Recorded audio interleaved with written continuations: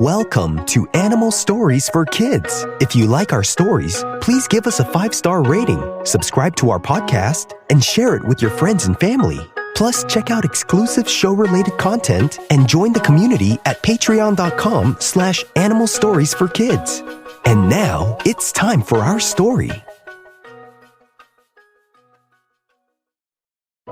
Once upon a time, there was a banjo catfish named Thomas. Thomas the banjo catfish lived in the deep, slow-moving waters of a muddy river, where he would spend his time being perfectly still. He was an expert at blending in with the riverbed, his flattened body looking just like a piece of driftwood covered in silt.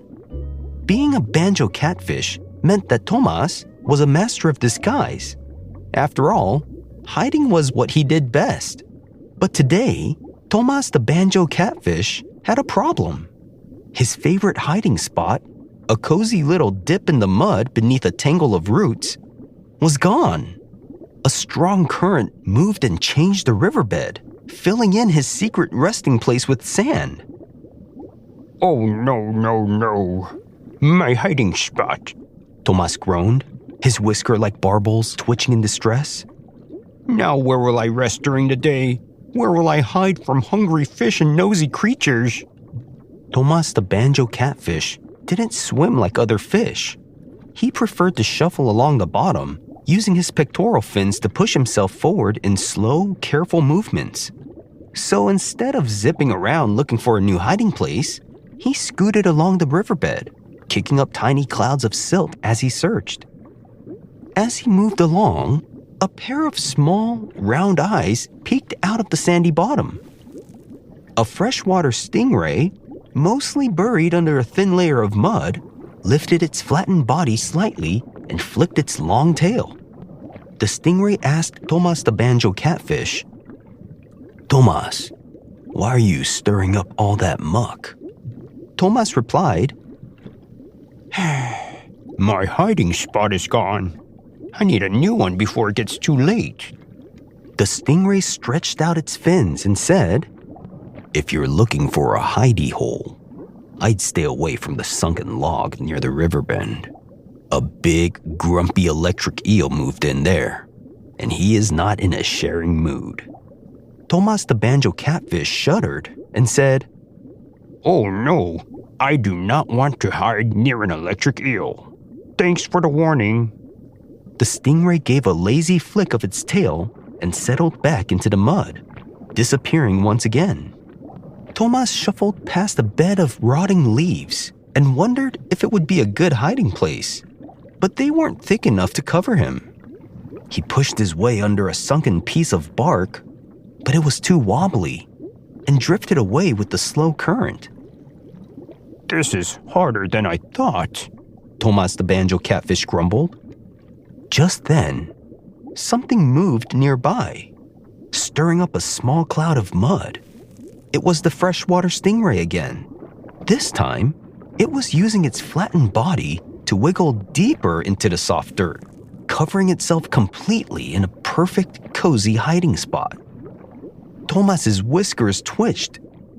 "That looks very cozy," he said to himself. As soon as the stingray was fully buried, a small school of fish came by above, and the stingray got out of its hiding spot to chase the fish. Right when the stingray left its hiding spot, Thomas the banjo catfish scooted over and inspected the little trench that the stingray made. Maybe I can burrow like that too," Thomas said. With a slow shuffle, he pushed himself forward into the loosened mud. His head fit perfectly, his fins tucked in snugly. "Yes, this is it," Thomas the banjo catfish whispered happily. But just as he settled in, something unexpected happened. The mud was still soft from the stingray's movements, and before Thomas could stop himself, plop! He sank even deeper into the hole. The ground was softer and deeper than he thought. He also wasn't thinking about the difference in size between him and the stingray. "Oh no," he muttered, wiggling his fins. He was stuck. Thomas the banjo catfish struggled, his tail flopping slightly, but he wasn't strong enough to push himself out. Well, this is embarrassing, he said to himself. A shadow passed overhead, and the stingray returned, looking amused, and it said to Thomas, "Thomas, are you in my hole? What are you doing in there?" Hiding? Thomas said sheepishly. I lost my old hiding spot, and I thought this one would work, but now I'm stuck. The stingray flicked its tail and said to Thomas, "Hey, Thomas, you're used to hiding in a small little spot on the surface of the ground. Us stingrays, we cover ourselves up, which means we go a little deeper in the ground. Plus, I'm much bigger than you, so if you're gonna try to make a spot where I was, you're gonna get yourself into trouble. Kinda like the trouble you're in right now."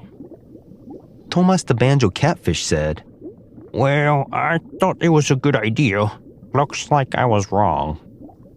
The stingray sighed, but took pity on the poor catfish, and with the gentle wave of its wide fins, it stirred up the mud around Thomas, loosening the silt until...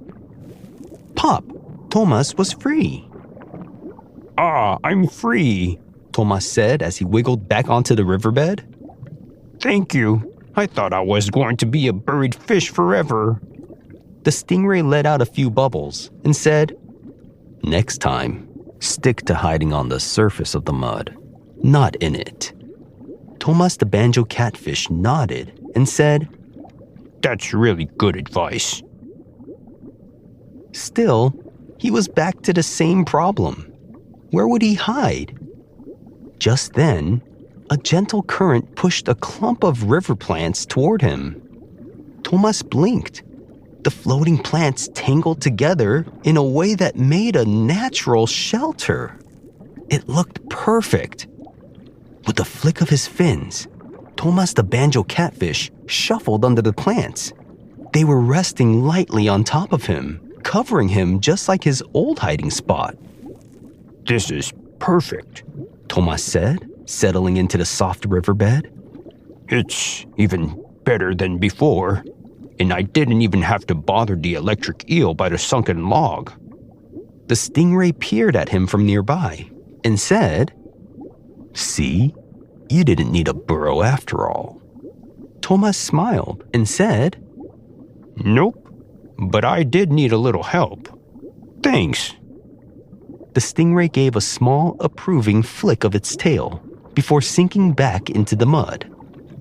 Thomas nestled into his new hiding place, feeling safe and snug once again. That night, as the river flowed gently around him, Thomas realized something important.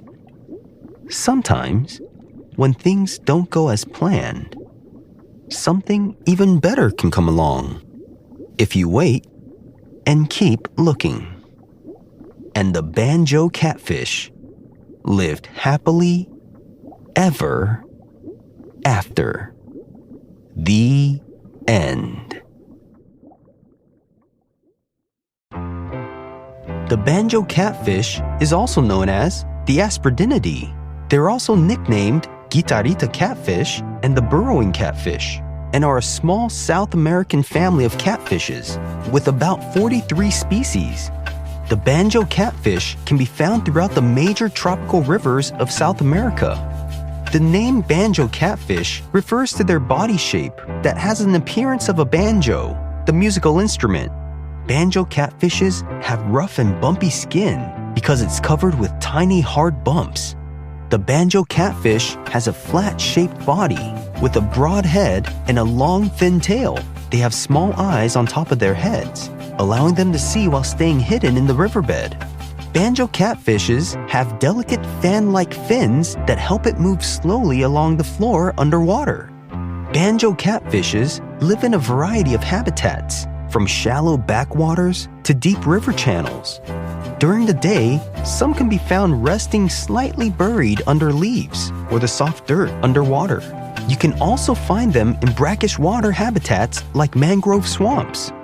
They are able to swim like other fish, but they also can propel themselves by pumping water through their gill openings to move across the floor in the water.